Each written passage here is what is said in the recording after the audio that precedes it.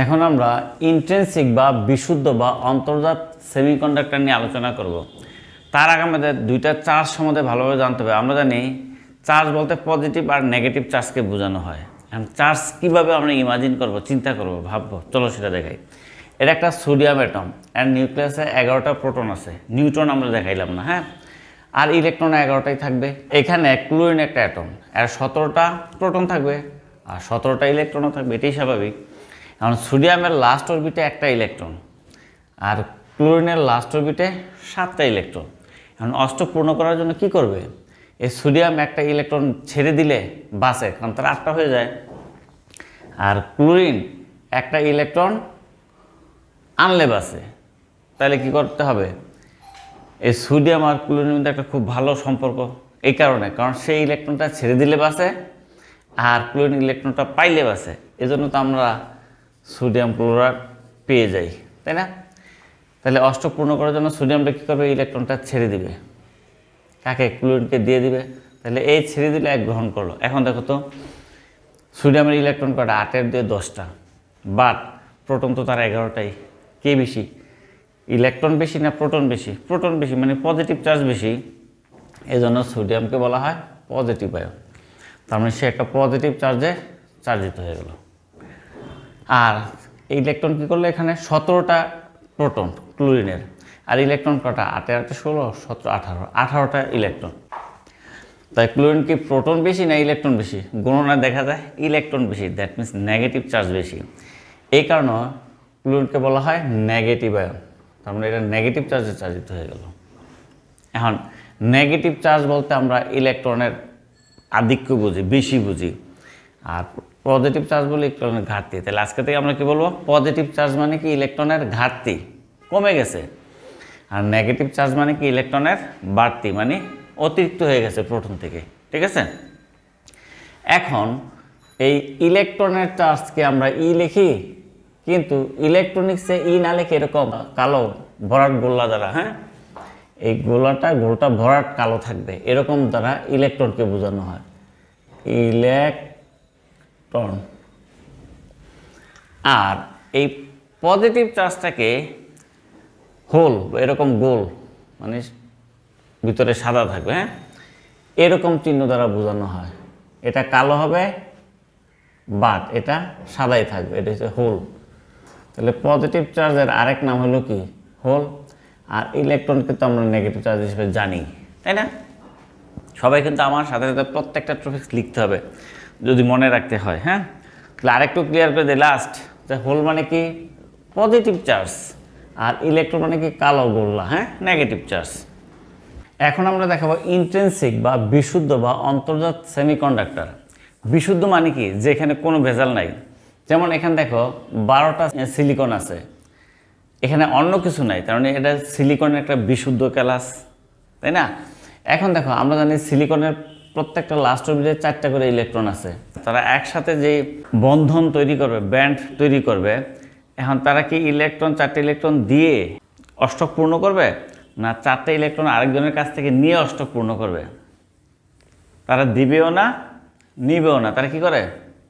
সমঝোতা করবে, সমযোজী বন্ধন, covalent bond তৈরি করবে। তো কোভ্যালেন্ট বন্ড তৈরি করতে হলে কি করতে হবে?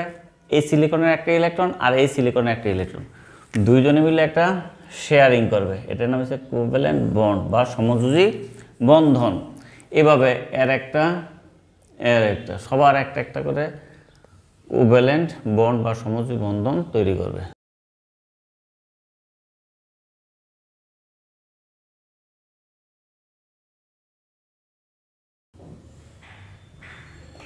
তারা সবাই একটা বন্ডিং অবস্থায় আছে। এখন ইন দ্য মোমেন্ট কোনো ফ্রি ইলেকট্রন নাই, তাহলে তাদের কন্ডাক্টিভিটি কি? 0। তার মানে তারা কোনো তড়িৎ প্রবাহিতে অংশগ্রহণ করতে পারবে না, এমন মনে হচ্ছে, তাই না? আসলেই তাই।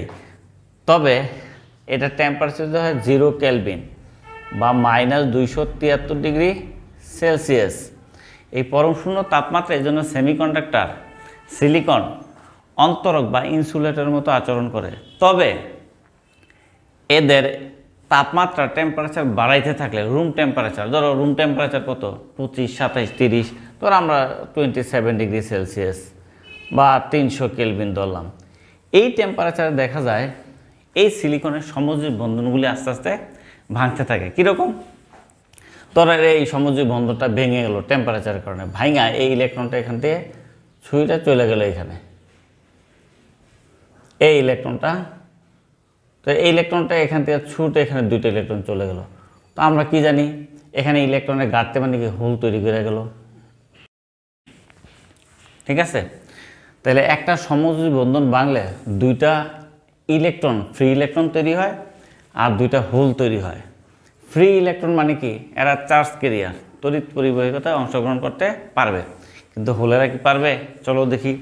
তাহলে এই হোল ঘাটতি পূরণ করার জন্য এখান থেকে ইলেকট্রন যায় আবার কি করে এদের ঘাটতি মিটিয়ে দিবে। খেয়াল করো, এগুলি হোল, এগুলি ইলেকট্রন, এগুলি নেগেটিভ চার্জ, এগুলি পজিটিভ চার্জ। মানে এখানে ইলেকট্রন যখন এখানে চলে যাবে তাহলে এর ঘাটতি মিটিয়ে দিবে, তাহলে এখানে আবার হোল হয়ে যাবে না, এই যে এখানে চলে যাবে, তার মানে কি এখানে আবার হোল হয়ে যাবে। তাহলে কি মনে হচ্ছে যে হোলগুলি এখানে ছিল, হোলগুলি নিচে চলে আসছে আর ইলেকট্রনগুলি উপরে চলে যাচ্ছে। তোমরা সারা জীবন শুনে আসছো কি ইলেকট্রন গতিশীল হয়, ইলেকট্রন মুভ করতে পারে, ইলেকট্রন চার্জ ক্যারিয়ার, তড়িৎ পরিবাহিতায় অংশগ্রহণ করে, ভালো কথা। কিন্তু এখন কি দেখতেছো, এই দেখো হোল এখানে ছিল, মনে হয় কি ইলেকট্রন উপরে গেল আর হোলগুলি নিচে আসলো। আরেকটা বুঝাই, মনে করে এই ইলেকট্রনটা উপরে চলে গেল, তাহলে এখানে হোল হয়ে গেল। এই ইলেকট্রন মনে করো উপরে চলে গেল, তাহলে এখানে হোল হয়ে গেল। কি মনে হচ্ছে? কি মনে হচ্ছে? যে মনে হচ্ছে যে ইলেকট্রনগুলি উপরে গতিশীল হচ্ছে আর হোলগুলি নিচের দিকে গতিশীল হচ্ছে। আসলেই তাই। এই জন্য এই সেমিকন্ডাক্টর ক্যালাসে টেম্পারেচার বাড়াইতে থাকলে দেখা যায় এই সমযোজী বন্ধন ভেঙে জোড়ায় জোড়ায় মুক্ত ইলেকট্রন, জোড়ায় জোড়ায় হল। দেখো দুইটা ফ্রি ইলেকট্রন, তাহলে ফ্রি ইলেকট্রন কয়টা? দুইটি না। আর হোল কয়টি? হলো দুইটা। তাহলে আমরা একটা সমযোজী বন্ধন ভাঙার কারণে আমরা দুইটা ফ্রি ইলেকট্রন, দুইটা হোল পাইছি। আর ইলেকট্রনগুলি মনে হয় উপরে গতিশীল আর হোলগুলি মনে হয় কি নিচের দিকে গতিশীল। মজার ব্যাপার এটাই যে ইলেকট্রনিক্স জগতে এখানে চার্জ ক্যারিয়ার ইলেকট্রন এবং হোল, কারণ ইলেকট্রন গতিশীল আমরা আগেই জানতাম, আজকে থেকে নতুনভাবে জানলা যে হোল মানে পজিটিভ চার্জও গতিশীল হয়। এই জন্য ইলেকট্রনিক্সে কারেন্ট পাওয়া যায় ইলেকট্রনের প্রবাহের কারণে এবং হোলের প্রবাহের কারণে। এবার যদি আরেকটা সমযোজী বন্ধন ভাঙে তাহলে কী হবে? চারটা, আরেকটা ভাঙলে ছয়টা, আটটা, 10টা, এভাবে বাড়তে থাকবে। আমরা বেজাল করলাম না, আমরা সেখানে গেলাম না। হ্যাঁ, এটা হলো আমাদের কি বিশুদ্ধ সেমিকন্ডাক্টর বা অন্তর্জাত অর্ধপরিবাহী যেটাই বলি আমরা, এরকম একটা ক্লাস। এখন এই সেমিকন্ডাক্টর দ্বারা যদি আমরা ইলেকট্রনিক ডিভাইস তৈরি করি, মোবাইল, কম্পিউটার, ল্যাপটপ যাই তৈরি করি, এখন টেম্পারেচার বাড়ায় কি এয়ার কন্ডাক্টিভিটি বাড়াবো? এটা কি পসিবল? কোনো দেশের তাপমাত্রা অনেক বেশি, সৌদি আরব, দুবাই, তোমার কাতার, এই সমস্ত দেশের তাপমাত্রা অনেক বেশি, তাহলে সেখানে কি ইলেকট্রনিক্স ডিভাইস মানে কারেন্ট অনেক বেশি পাবে, তড়িৎ কন্ডাক্টিভিটি বেড়ে যাবে, ভালো মান দিবে। আর যেই সমস্ত দেশ ঠান্ডার দেশ, যার অনেক দেশের টেম্পারেচার কত মাইনাসে থাকে, তো তাদের দেশে ইলেকট্রনিক্স ডিভাইস কি কাজ করবে না? ব্যাপারটা এরকম। আসলে তো তাই একটা প্রবলেমে পড়ে যাচ্ছি আমরা, যে টেম্পারেচার বাড়ায় কমায় এখানে কন্ডাক্টিভিটি বাড়ানো কমানো পসিবল, ঠিক আছে, কিন্তু এটা তো আর সবসময় পসিবল না। তাহলে আমরা এখন কি করব? তাহলে আমরা একটা বিকল্প রাস্তা তৈরি করব। তাহলে এই বিশুদ্ধ সিলিকন দিয়ে, বিশুদ্ধ সেমিকন্ডাক্টর দিয়ে আমাদের চলছে না, ভালো কাজ হচ্ছে না। তাইলে ভালোটাই যদি কাজ না হয়, খারাপ তো করতে হবে। চলো আমরা এখন বেজাল মিশাবো। এর মধ্যে বেজাল মিশাবো মানে কি? তাহলে লেখো ইন্ট্রিনসিক বাদ দিয়ে লেখো এক্সট্রিনসিক। এক্সট্রিনসিক মানে কি? এবার বিশুদ্ধ না, এবার কি দূষিত। ভেজাল লেখো দূষিত। আর অন্তর্জাত না বলে এবার বলবো বহির্জাত। বহির্জাত মানে কি? বাইরে থেকে মিশাইতে হবে অন্য কিছু, বহির্জাত সেমিকন্ডাক্টর, ঠিক আছে। আর বহির্জাত সেমিকন্ডাক্টর আমরা কি করব? আমরা বহির্জাত সেমিকন্ডাক্টর যে কাজটা করবো, বেজাল মিশাবো। বেজাল মানে কি? ভেজাল মানে কি খারাপ জিনিস মিশাবো, ব্যাপারটা এরকম? ব্যাপারটা আসলে এরকম না। মনে করো তুমি এখন ভাত রান্না করবা, চাল আছে তোমার কাছে, তো চালের মধ্যে দেখা যায় কয়েকটা গম আছে, তাহলে চাল ভাত রান্না করবা, গম থাকলে সেটা তো একটা গমটা ভেজাল হয়ে গেল, কিন্তু গম কি খারাপ জিনিস? আসলে ব্যাপারটা সেরকম না। তেমনি এই চতুর্যুজি সিলিকনের মধ্যে আমরা ভেজাল মিশাবো দুই রকমের। কি কি? একটা হচ্ছে পঞ্চযুজি, একটা হলো ত্রিযুজি। পঞ্চযুজি আমরা আর্সেনিক মিশাইতে পারি অথবা ফসফরাস মিশাইতে পারি, যে কোনো একটা। চলো আমরা ফসফরাস মিশাই। তাহলে ফসফরাসের বাইরের লাস্ট অরবিটে কয়টা ইলেকট্রন থাকে? 5টা ইলেকট্রন। তাহলে লাস্ট অরবিটের ইলেকট্রনকে আমরা কি বলি? Valence band. তাহলে এটা এই ভ্যালেন্স ব্যান্ডের এই ফসফরাসের লাস্ট 5টা ইলেকট্রন, 3, 4, 5টা ইলেকট্রন। তাহলে আমরা এক কাজ করি, আমরা একটা এখানে ফসফরাস ঢুকে দিলাম। কি? একটা মনে করো ফসফরাস দিয়ে দিলাম। খুব ভালোভাবে বুঝতে হবে কিন্তু এটা, নইলে তুই কিছুই বুঝবো না। ফসফরাস দিয়ে দিলাম। ফসফরাসের লাস্ট অরবিটে কয়টা? 5টা ইলেকট্রন। কিন্তু ফসফরাসের 4টা ইলেকট্রন 4 জনের সাথে সমযোজী বন্ধন, কোভ্যালেন্ট বন্ড তৈরি করে ফেলছে। তাহলে আর একটা ইলেকট্রন কি করবে? সেই একটা ইলেকট্রন এখানে ফ্রি ইলেকট্রন হিসেবে ঘুরে বেড়াবে। তাহলে কেমন হয়ে গেল? একটা ফসফরাস ঢুকানোর কারণে আমার একটা ফ্রি ইলেকট্রন হয়ে গেল। এই ফ্রি ইলেকট্রন মানে কি? সেও চার্জ ক্যারিয়ার। এখন দেখো, সে চার্জ ক্যারিয়ার মানে সে কি এখানে থাকবে? খেয়াল করো, এখানে থাকবে না। ধরো এইখানে একটা হোল, খেয়াল করো, এই হোলের কাছে এই ইলেকট্রন চলে আসবে, তাহলে এই হোলটা এখানে চলে যাবে। এই হোলের আকর্ষণে আবার কি ইলেকট্রন চলে আসবে এখানে, তাই না? এভাবে ঘুরতে থাকবে। তাহলে আমরা কি বুঝাইলাম? যে এটাও মুভ করতে থাকবে। তাহলে এই যে ফসফরাসের যে ইলেকট্রনটা, এটা আমাদের কি করবে? এটা ঘুরতে থাকবে, মানে এটা চার্জ ক্যারিয়ার, এটা তড়িৎ পরিবাহিকতা মানে কন্ডাক্টিভিটিতে অংশগ্রহণ করবে। তাইলে এটা তো আর এর সাথে থাকতেছে না, এটা ছুটে যাচ্ছে। তাহলে এটা ফ্রি ইলেকট্রন হয়ে যাচ্ছে, মানে কি এই ইলেকট্রনটা এই 4টা ঠিকই এর মধ্যে থাকবে, বাট একটা কি ফ্রি ইলেকট্রন হয়ে যাচ্ছে, মুক্ত হয়ে যাচ্ছে। তাহলে এটা কি এখানে থাকবে না? এবার এটা চলে যাবে কোথায়? উপরে, কারণ ফ্রি হয়ে গেছে। তাহলে এখানে একটা ইলেকট্রনের ঘাটতি হয়ে গেল না? ইলেকট্রনের ঘাটতি মানে কি? Positive charge. এখন তোমরা আমাকে কোশ্চেন করতে পারো, স্যার ইলেকট্রনের ঘাটতি মানে তো হোল লেখেন, কিন্তু এখানে পজিটিভ চার্জ লিখলেন, কারণটা কি? কারণটা হলো এর 5টা থাকার কথা, বাট 4টা সমযোজী বন্ধন তৈরি করছে, একটা তো ফ্রি হয়ে গেছে। তাহলে ইলেকট্রনের ঘাটতি মানে কি? তার একটা পজিটিভ দিতে হবে না? পজিটিভ এই কারণে দিলাম, কারণ এটা কিন্তু ব্যালেন্স ব্যান্ডই আছে। দেখো এই ফসফরাসটা কিন্তু কি ব্যালেন্স ব্যান্ডই আছে। আর আমরা জানি ব্যালেন্স ব্যান্ডে যে থাকে তারা ফ্রি না, তারা তড়িৎ পরিবাহিকতায় অংশগ্রহণ করতে পারে না। তার মানে এটা পজিটিভ চার্জ ধারণ করতেছে, এর পজিটিভ চার্জ শো করতেছে, বাট সে তড়িৎ পরিবাহিকতায় অংশগ্রহণ করতে পারে না। একবার খাঁটি বাংলা কথা বললে, সে নড়াচড়া করতে পারবে না, সে দৌড়াদৌড়ি করতে পারবে না, সে মুভ করতে পারবে না। এখন দেখো তো ফ্রি হোল কয়টা? আগের মতো আবার হিসাবটা করি, আগের তো আমাদের দুইটা ছিলই, ওকে ফাইন। এখন একটা ফসফরাস ঢুকানোর কারণে এখানে আর একটা ফ্রি ইলেকট্রন হয় না, তাহলে ফ্রি ইলেকট্রন আর ফ্রি ইলেকট্রন, তো মোট কয়টা ফ্রি ইলেকট্রন? খেয়াল করো, 3টা। এখন আসলে কি একটা মিশানো হয়? তবে সেমিকন্ডাক্টর ক্লাসের মধ্যে 1 কোটিতে একটা ভেজাল মিশানো হয়। এখন তোমরা তো জানো এটা অ্যাটমিক অবস্থান, 1 গ্রাম 1 মিলিগ্রাম মিশানো মানে কি কোটি কোটি কোটি মিশানো সম্ভব। তার মানে এর পরিবাহিকতা বাড়ানোর জন্য আমরা ধরো 1 গ্রাম ফসফরাস মিশিয়ে দিলাম বা 1 মিলিগ্রাম ফসফরাস মিশিয়ে দিলাম, তাহলে কি হয়েছে? এর পরিবাহিকতা অনেক অনেক গুণ বেড়ে যাবে। ঠিক আছে? তো এভাবে তাহলে হিসাবে কি দেখা যায় একটু খেয়াল করি আমরা। এই ভেজাল যে মিশাইলাম, এই ভেজাল মিশানোকে ইলেকট্রনিক্সের ভাষা বলে ডোপিং করা, ডোপ করা। মানে ভেজাল মিশিয়ে দেওয়াটা কি বলে? ডোপিং করা। আমরা কি ডোপিং করলাম? ফসফরাস ডোপিং করলাম। ডোপিং করার ফলে কি পেলাম? চার্জ ক্যারিয়ার হিসেবে পাইলাম 3টা ইলেকট্রন 2টা হোল। আর হোল মানে কি? পজিটিভ চার্জ 2টা। খেয়াল করো, নেগেটিভ চার্জ কয়টা? 3টা। তাহলে এই ক্লাসের মধ্যে এখন কার শক্তি বেশি? ইলেকট্রনের শক্তি বেশি, মানে নেগেটিভ চার্জের শক্তি বেশি। এই জন্য এই ক্লাসটাকে আমরা বলবো নেগেটিভ টাইপ ক্লাস। কি টাইপ? নেগেটিভ টাইপ, যাকে সংক্ষেপে বলতে পারি এন টাইপ ক্লাস। তাহলে লিখে দাও, এন টাইপ ক্লাস।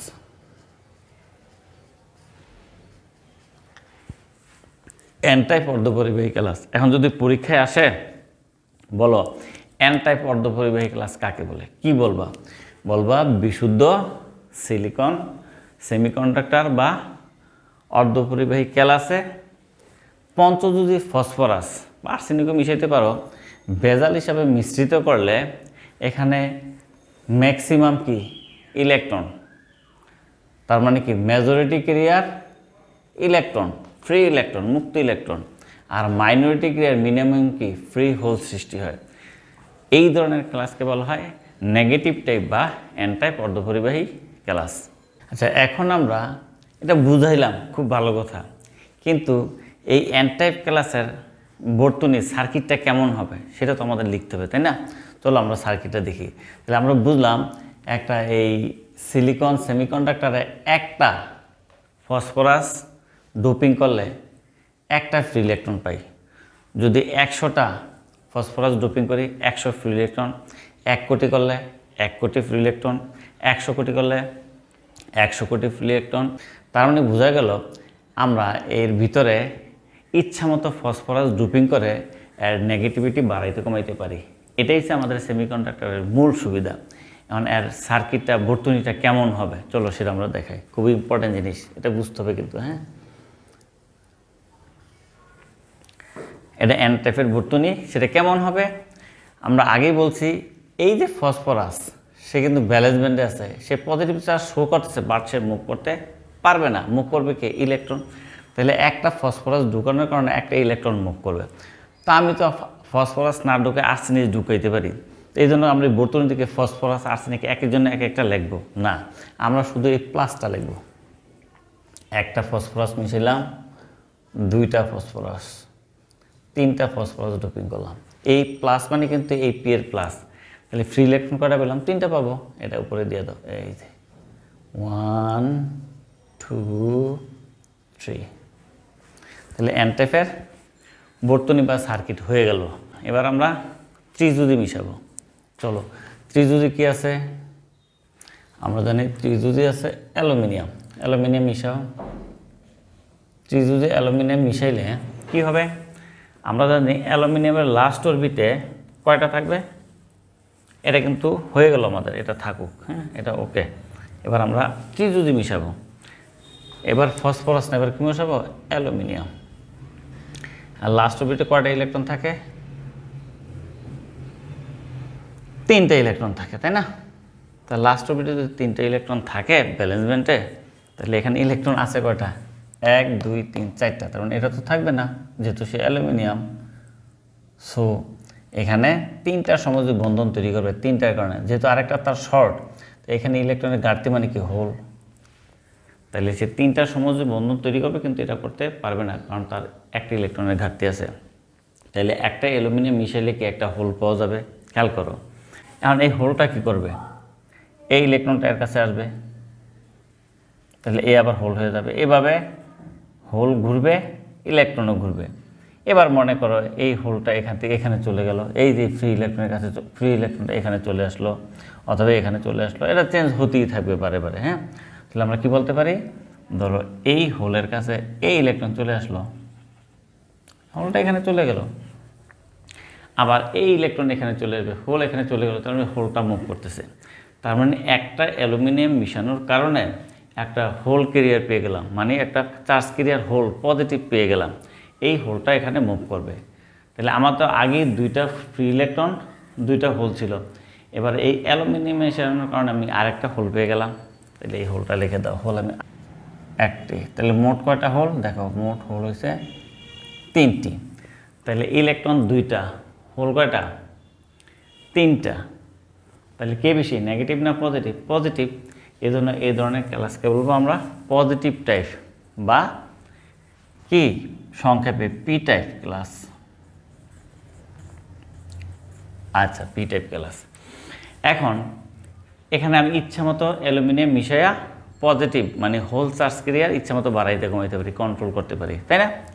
তাহলে এরকম একটা পজিটিভ টাইপ ক্লাসের বর্তনী বা সার্কিট কেমন হবে চলো এর নিচে আমরা পজিটিভ টাইপের সার্কিটটা দেখাই। এখানে একইভাবে দেখাবো আগের মতো। আমরা 3টা অ্যালুমিনিয়াম মিশাবো। তাহলে দেখো এখানে কিন্তু লাস্ট অরবিটে কয়টা ইলেকট্রন থাকার কথা?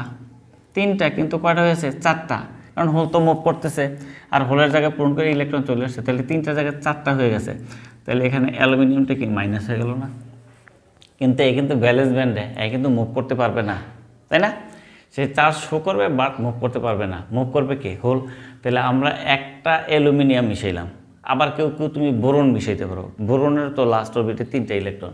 তাহলে কি কেউ এলিমেন্ট, কেউ বোরন, এক একজনে এক একটা লাগবে।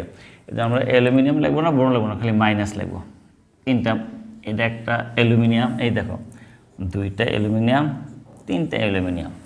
তাহলে 3টা হোল পাবো, হোলগুলো উপরে লিখে দাও। হোল পেলাম। এটা হলো আমাদের এন টাইপ, এটা হলো আমাদের পি টাইপের 2টা বর্তনী।